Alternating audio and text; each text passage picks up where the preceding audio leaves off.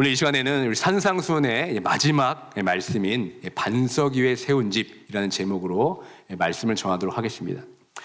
우리 인생은 마치 집을 짓는 것과 같습니다. 우리는 저마다 자신만의 집을 짓는 건축가들입니다. 어떤 분은 이미 집을 거의 다 완성해 가고 있는 분이 계시고, 또 어떤 분은 여전히 구슬땀을 흘리면서 집을 짓고 있는 분들도 계십니다. 그런데 여러분, 이 인생의 집 짓기가 그렇게 쉽지가 않습니다. 때로는 예상치 못한 시련을 마주하기도 합니다.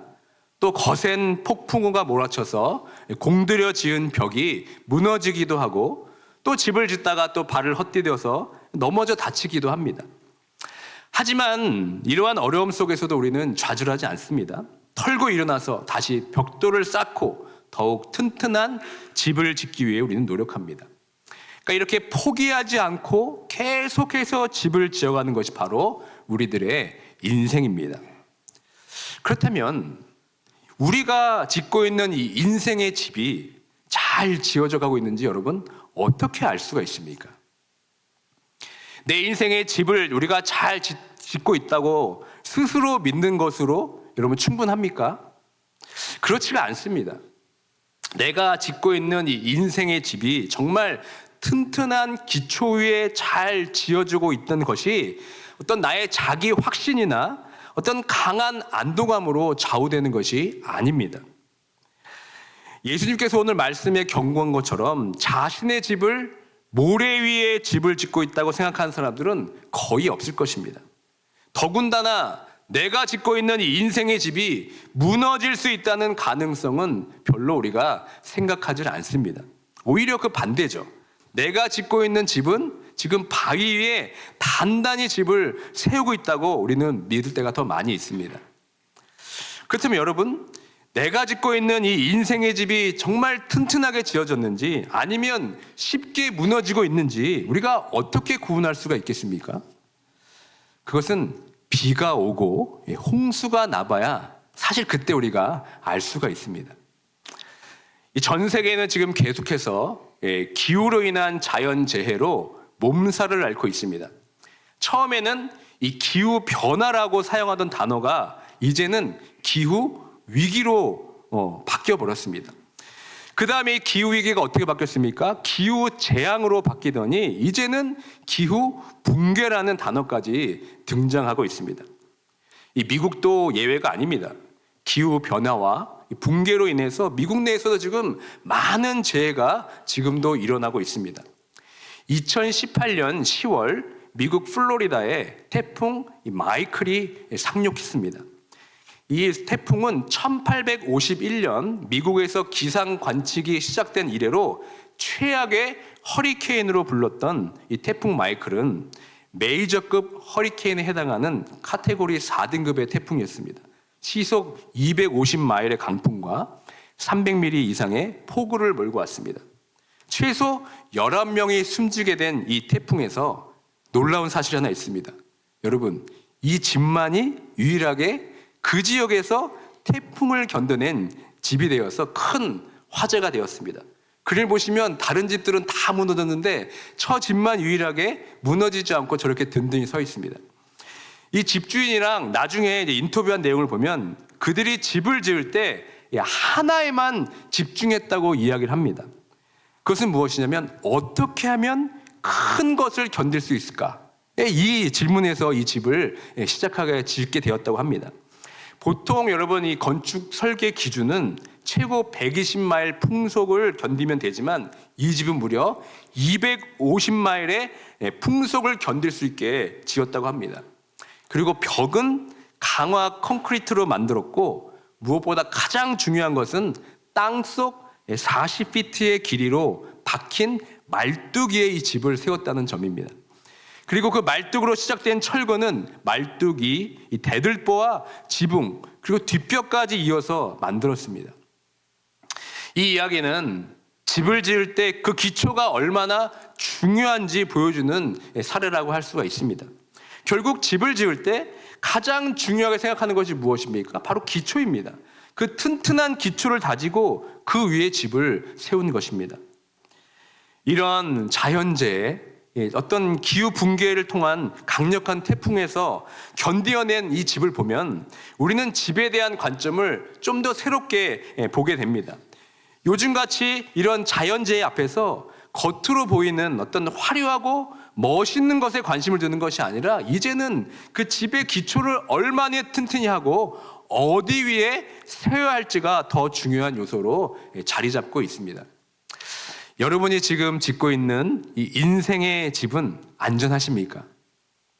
지금 여러분은 어느 곳에 지금 기초를 쌓아서 집을 짓고 계십니까? 예수님께서는 오늘 본문 24절과 26절에서 정확하게 대조하면서 이렇게 말씀하고 있습니다. 우리 다 함께 24절의 말씀을 함께 읽습니다. 그러므로 누구든지 나의 이 말을 듣고 행하는 자는 그 집을 반석 위에 지은 지혜로운 사람 같으리니. 우리 26절도 함께 읽겠습니다. 나의 이 말을 듣고 행하지 아니하는 자는 그 집을 모래 위에 지은 어리석은 사람 같으리니. 이 두 말씀에서 지금 한 단어가 가장 큰 차이를 만들어내고 있습니다. 그것이 무엇입니까? 바로 행하는 자 그리고 행하지 않는 자입니다. 그렇다면 무엇을 행하고 무엇을 행하지 않는 것입니까? 그것은 예수님께서 지금까지 말씀하신 이 산상순 말씀들을 가리키는 것입니다. 산상순의 말씀을 듣고 행하는 사람이 바로 반석 위에 지은 지혜로운 사람이라는 겁니다. 그리고 예수님의 말씀을 듣고도 행하지 아니하는 자는 모래 위에 집을 지은 어리석은 사람으로 비유되고 있습니다. 특별히 24절의 말씀인 이 누구든지 나의 이 말을 듣고 행하는 자 앞에 여러분 어떤 단어가 있습니까? 지금 그러므로라는 단어가 있습니다. 이 접속사는 지금부터 나올 내용을 앞의 내용과 연결하는 역할을 합니다. 그렇다면 여러분 이 그러므로가 의미하는 것이 무엇입니까? 다 함께 마태복음 7장 21절의 말씀을 함께 읽겠습니다. 나더러 주여 주여 하는 자마다 다 천국에 들어갈 것이 아니요 다만 하늘에 계신 내 아버지의 뜻대로 행하는 자라야 들어가니라. 아멘. 이 말씀을 저희가 지난주에 살펴보았습니다. 예수님께서 자신을 향해 주여 주여 하는 자라고 해도 다 천국에 들어가는 것이 아니라 어떻게 말씀하고 있습니까? 다만 하늘에 계신 내 아버지의 뜻대로 행하는 자라야 천국에 들어갈 수 있다고 말씀하고 있습니다. 그러니까 이를 종합해 보면 24절에서 말씀하신 나의 이 말을 듣고 행한다고 할 때 이 말씀이 지금 무엇과 연결되는 겁니까? 바로 21절의 말씀인 하나님의 뜻대로 행하는 것과 연결이 되는 것입니다. 그러니까 천국의 조건인 하나님의 뜻을 행함과 24절에 나오는 나의 이 말을 듣고 행함을 동격으로 연결해 주는 단어가 바로 그러므로라는 단어입니다.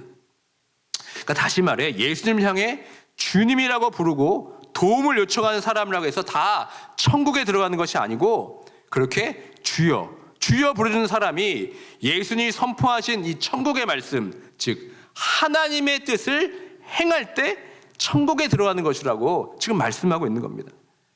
결국 이 말씀은 하나님의 뜻을 선포하신 예수님의 말씀 즉 산상설교를 누구나 듣고 지켜야 함을 강조하는 말씀입니다. 그것이 바로 반석 위에 집을 짓는 지혜로운 사람이라고 예수님께서 말씀하고 계십니다.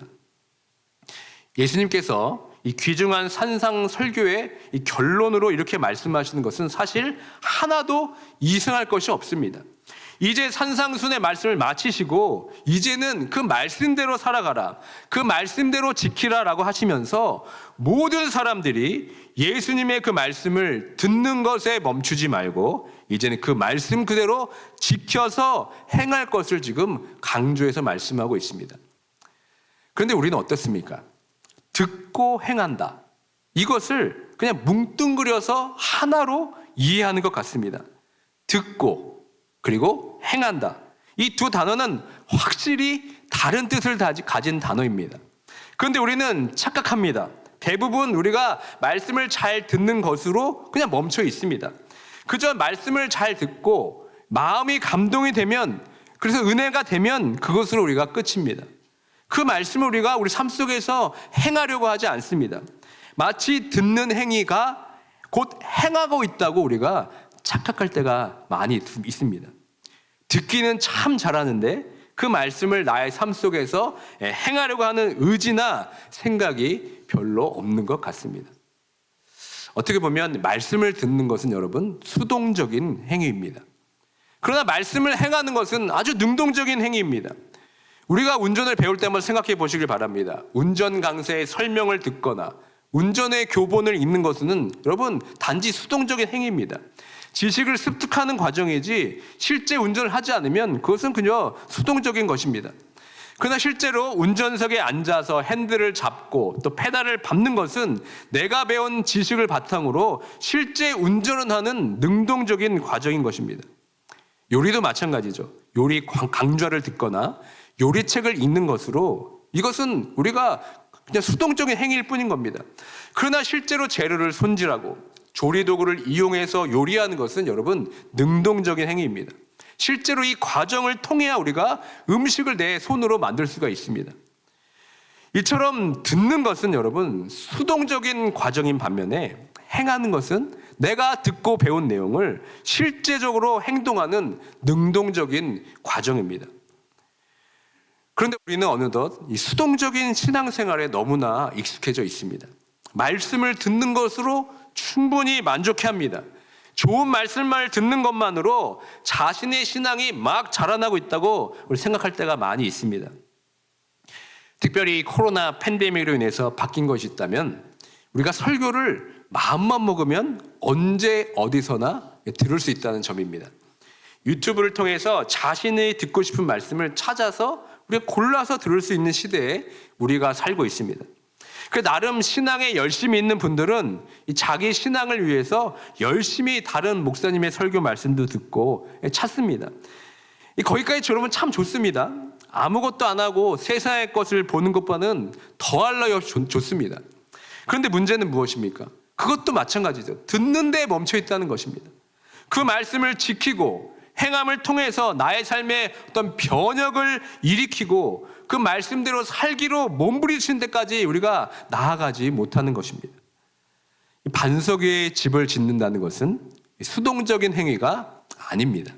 아주 능동적이고 적극적인 행위입니다. 집을 지어보신 분들은 아시겠지만 생각만 한다고 여러분 집이 지어지지가 않습니다.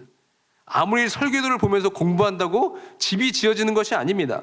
설계도를 보고 그 설계도를 따라서 내 몸을 움직여야 합니다.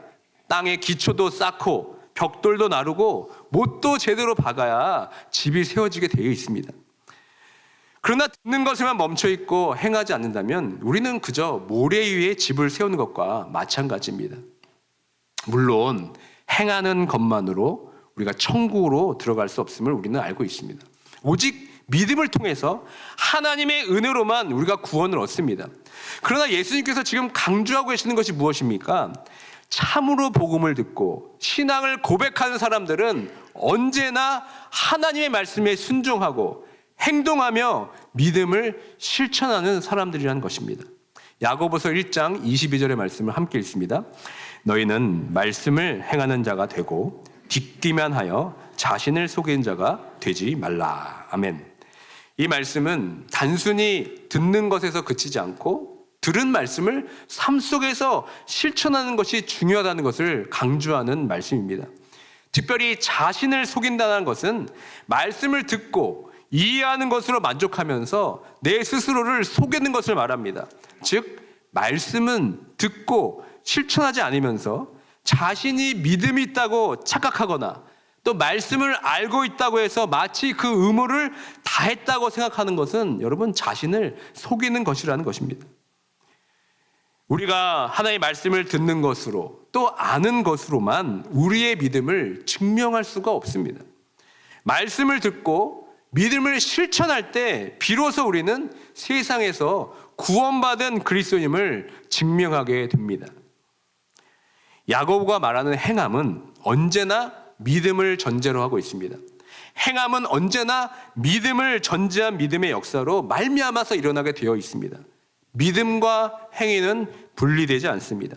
믿음 따로 행위 따로 있는 것이 아닙니다. 한번 여러분 생각해 보시길 바랍니다. 어떤 사람이 예수님을 믿지도 않는데 예수님의 말씀을 듣고 행한다는 것이 여러분 가능하겠습니까?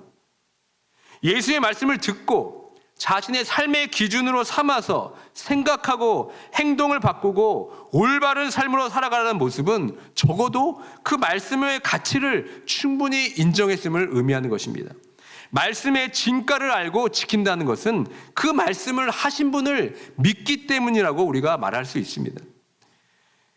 특별히 야고보서의 말씀은 우리가 믿음에만 멈춰 있는 우리의 어떤 소극적인 신앙적인 행위를 역동적으로 바뀌게 하는 아주 중요한 말씀입니다. 그런데 조금 성경을 안다고 하는 분들은 이 야고보서를 하면 가장 먼저 떠올리는 것이 무엇인지 아십니까? 이 지푸라기 서신, 이 말을 떠올립니다. 왜냐하면 종교개혁가 마르틴 루터가 이 야고보서를 가리켜서 지푸라기 서신이라고 말하면서 오직 믿음과 하나님의 은혜를 강조한 서신서들과 달랐기 때문에, 오히려 행위를 강조하는 것 때문에 야고보서에는 은혜의 복음이 드러나지 않는다고 주장했기 때문에 그렇습니다. 그러나 여러분, 엄연히 야고보서는 하나님께서 우리에게 주신 말씀입니다. 야고보서는 바울 서신과 별개의 서신이 아닙니다. 바울 서신에서 믿음으로 구원받고 그것이 하나님의 은혜임을 부정하는 것이 아닙니다. 야고보서의 말씀은 하나님의 은혜로 구원받은 합당한 자로서 어떻게 행하며 살 것인가를 구체적으로 알려주는 책인 것입니다. 물론 이 지푸라기 자체로는 집을 세우는 기초석이나 기둥이 될 수가 없습니다. 그러나 집을 지을 때 기초를 만들고 벽을 만든 후에 가장 나중에 하는 것이 여러분 무엇입니까? 지붕을 넣는 것입니다. 그런데 예전에 그 지붕의 재료가 무엇이었습니까? 바로 지푸라기였습니다. 그러니까 아무리 기초가 튼튼하고 기둥과 벽이 있다고 해도 만일 여러분 지붕이 없다고 상상해 보시길 바랍니다. 그럼 그 집을 온전한 집으로 볼 수 있겠습니까? 마찬가지로 믿음과 은혜의 단단한 기초로 우리가 신앙의 집을 짓는다고 하더라도 그 말씀대로 행하지 않는다면 지붕이 없는 것과 여러분 마찬가지입니다. 여러분이 지금 살고 있는 집에 한번 지붕이 없다고 생각해 보시길 바랍니다. 다른 기초는 잘 세워져 있습니다. 근데 여러분 지붕이 없으면 어떻게 됩니까? 아찔하죠. 예? 갑자기 막 폭우가 몰려오고 천둥과 번개가 친다면 여러분 어떻게 됐습니까?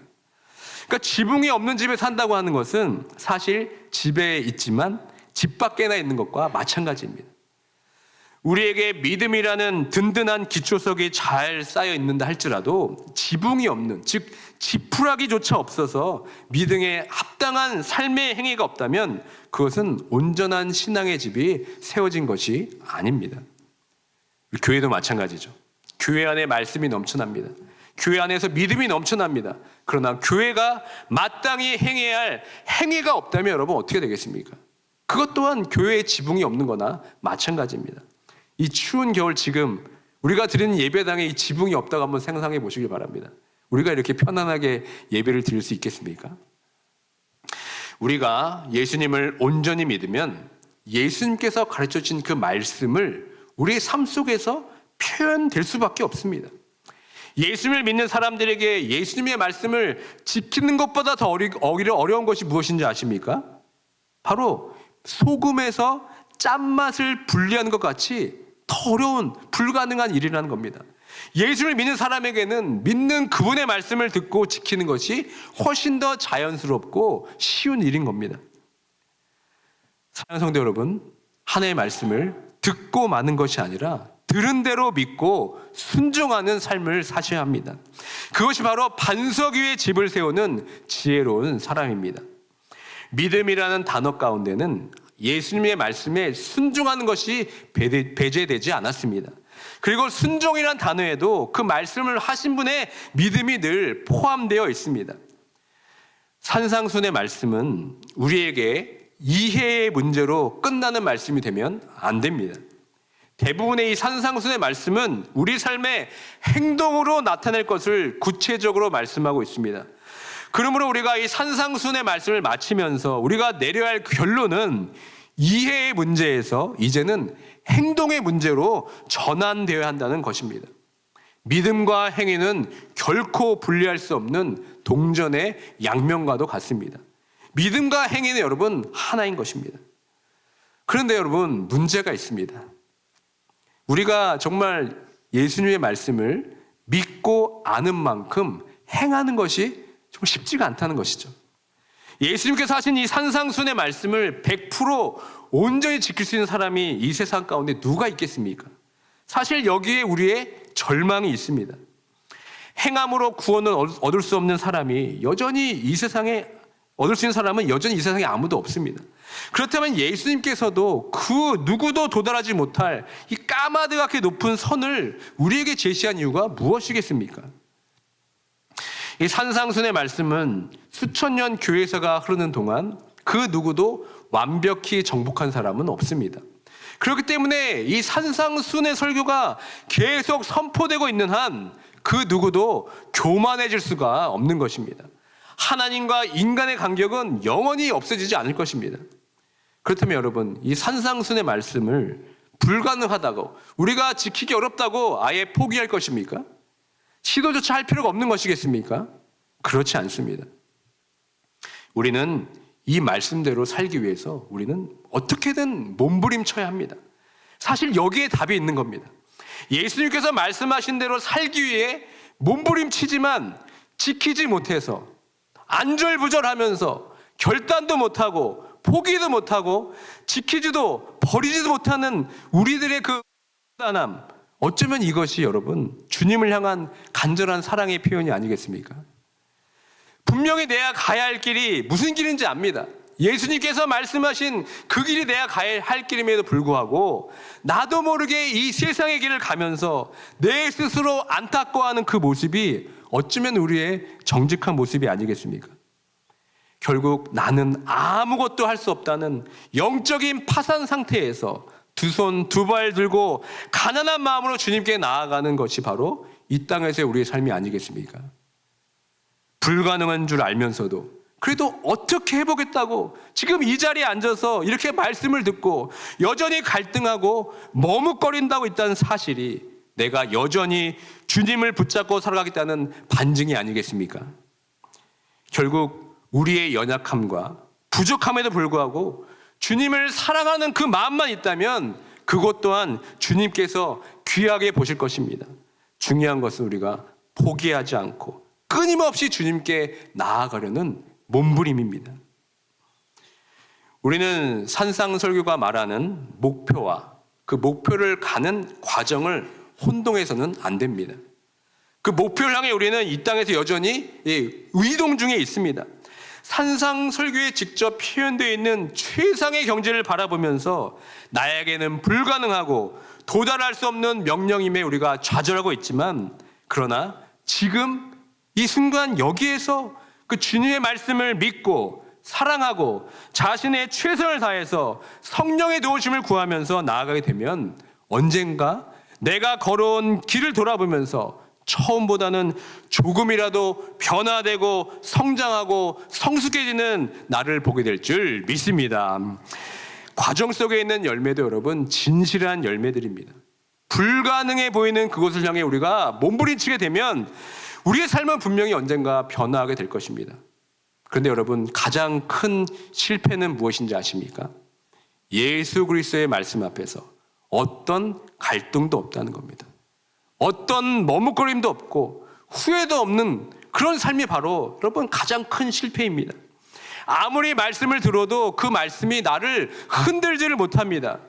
베드로가 표현하는 것처럼 탐욕에 연단되어서 굳은 마음으로 살아가는 자에게는 이 산상순의 말씀의 씨가 그 심령에 떨어지지 못합니다.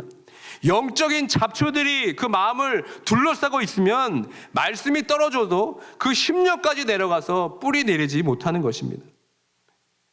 이 산상순 말씀 앞에서 그 말씀을 지키기 위해 여러분 갈등하고 번민하고 또 때로는 우유부단해서 결정장애를 일으킨다 할지라도 이런 나를 불쌍히 여겨달라고 주님께 손을 내민다면 그것이 바로 예수 그리스도 원하시는 삶이 아니겠습니까? 다시 한번 오늘 말씀을 통하여서 나의 굳은 마음을 돌아보고 하나님의 말씀으로 내 심령을 뒤갈아 엎어서 듣고 행하는 삶으로 나아가겠다고 결단하는 모두가 되길 주님의 이름으로 축원드립니다. 그것이 바로 하나님 나라의 백성의 삶입니다. 산상순의 말씀에 순종하다 넘어진다 할지라도 우리는 또 일어서면 됩니다. 그 말씀 앞으로 또 달려가면 됩니다. 무엇보다 중요한 것은 예수님의 말씀을 우리가 온전히 사랑하는 것입니다. 그분과의 온전한 사귐의 관계 속에 있으면 되는 겁니다. 그리고 그 말씀을 사랑하기 때문에 듣는 것에만 멈추지 말고 그 말씀을 우리의 손과 발을 움직여서 우리 삶 속에서 펼쳐내면 되는 것입니다. 천천히 그렇게 한 걸음 한 걸음 가다 보면 결국 우리의 인생의 집은 어떤 인생의 위기와 고난 앞에서 한순간에 무너지는 모래의 집이 아닌 비가 내리고 창수가 나고 바람이 부는 어떤 위협 가운데서도 무너지지 않는 반석 위에 세워지는 굳건한 집이 되게 될 줄 믿습니다. 오늘 말씀은 산상순의 마지막 결론의 말씀입니다. 예수님께서 마지막 산상순의 말씀을 마무리하시면서 우리가 이 땅에서 그리스도인으로서 어떻게 세상과 구별되어 살아갈지 다시 한번 분명히 우리에게 말씀하고 있습니다. 예수님께서는 행함으로 우리의 믿음을 이 세상에 드러내라고 말씀하고 있습니다. 생각만 하지 말고 깨달음으로 멈춰있지 말라는 겁니다. 말씀을 통해 찡하는 정도의 감정으로 머물러 있지 말라는 겁니다. 손과 발을 움직여서 이 세상에서 하나님 나라에 구원받은 백성으로서 이 세상과 전혀 다른 방법으로 다른 가치관으로 살아감을 보이라고 우리에게 말씀하고 있습니다. 세상에 소금이 되라는 것은 썩어져가고 부패한 곳에 여러분의 삶을 던지라는 것입니다. 더 이상 이 세상에 부패하고 썩지 않도록 소금의 역할을 하라고 우리에게 명령하는 겁니다. 내 스스로는 소금인 줄 아는데 그 소금이 그저 병 속에만 있다면 여러분 그게 소금인지 설탕인지 그 누구도 알 수가 없습니다. 그 병 속에서 나와서 이 소금이 뿌려지고 녹여지고 짠맛을 내야 비로소 그때 우리는 소금의 역할을 할 수 있는 겁니다. 너희는 소금이다라고 듣고만 있으면 그것을 아는 것은 사실 여러분 아무 소용이 없습니다. 병 속에서 세상에 뿌려지고 던져져야 여러분 소금이 되는 것입니다.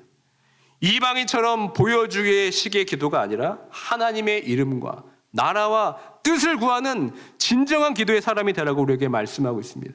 주기도문을 통해 우리가 늘 고백하고 있지만 하나님의 이름과 나라와 뜻을 구하는 기도에 우리가 얼마나 매진하고 있습니까? 여전히 하나님의 뜻보다 나의 뜻만 구하고 떼쓰는 기도에 우리가 머물러 있지는 않습니까? 평생 주기도를 암송하고 입술로 고백하지만 정작 나의 기도는 주기도의 기도와 동떨어진 기도만 하고 있는 걸 보면 여러분 아는 것과 이 행하는 것의 간극이 너무나 큰 것임을 깨닫게 됩니다.